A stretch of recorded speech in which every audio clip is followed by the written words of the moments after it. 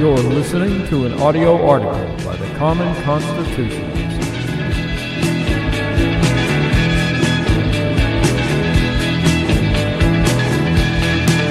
Today's article is entitled, Biden Follows in the Footsteps of Greatness. Everyone is either mortified or yucking it up over Lunchbox Joe Biden's latest supposed gaffe. He was at a Super Tuesday event, or as Joe refers to it as Super Thursday, campaign event, in Texas when he took to reciting the Declaration of Independence.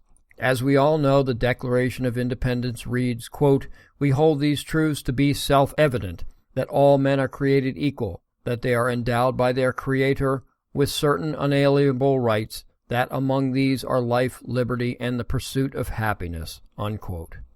Joe, answering some question, took it upon himself to recite this passage. Quote, "We hold these truths to be self-evident," the former vice president said. So far, so good, right? He then added, quote, "All men and women created by, you know, the thing," unquote. This created a firestorm of criticism. Joe is losing it. This is the last straw, etc., etc. There were two schools of thought. One was that Biden is old and senile and just forgot, and the other that he was trying to be politically correct and avoid mentioning all men, and then, of course, God, the Creator. But I don't think that's it at all. I think Joe is so intelligent that he just assumed we all knew it too. And sure, he occasionally misspeaks, but, I mean, who doesn't, right? Either way, it's not a big deal. Allow me to cite other great leaders who have made the same assumptions. On June 12, 1987, Ronald Reagan stood at the Brandenburg Gate and addressed a crowd in what was then Berlin on the West German side of the Soviet Berlin Wall. Reagan's words rang out for the world to hear and see. Quote, "Behind me stands a wall that encircles the free sectors of this city, part of a vast system of barriers that divides the entire continent of Europe. Standing before the Brandenburg Gate, every man is a German, separated from his fellow men. Every man is a Berliner, forced to look upon a scar. As long as this gate is closed, as long as this scar of a wall is permitted to stand, it is not the German question alone that remains open, but the question of freedom for all mankind.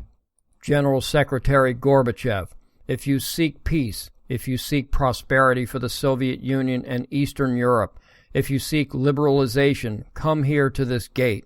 Mr. Gorbachev, open this gate.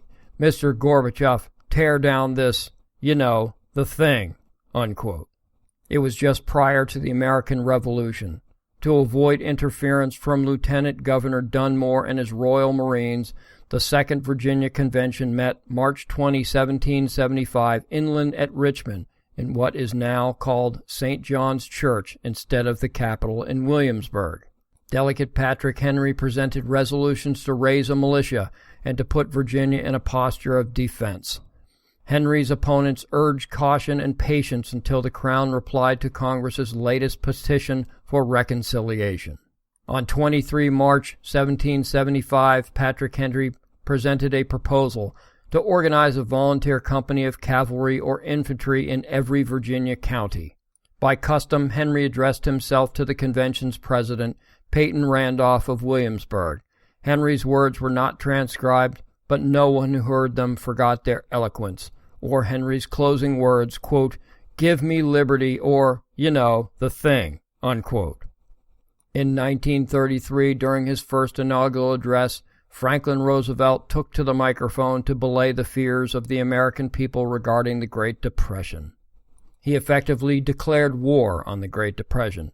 To put citizens' minds further at ease and steel their resolve, he proclaimed the famous statement, quote, "The only thing we have to fear is, the thing," the thing, unquote. I'm sorry. This is difficult to say the least. I'm cracking myself up. Back to it. In fact, history is replete with examples too numerous to spell out. So in closing, I'll leave you with but one more, which defined the nation and a president. In his 14-minute 1961 inaugural speech, which addressed the United States' role in the Cold War, newly elected President John Fitzgerald Kennedy told Americans to, quote, "Ask not what your country can do for you, ask what, the thing," unquote. Bravo, Mr. President, and bravo to you, middle-class Joe. Thank you for listening.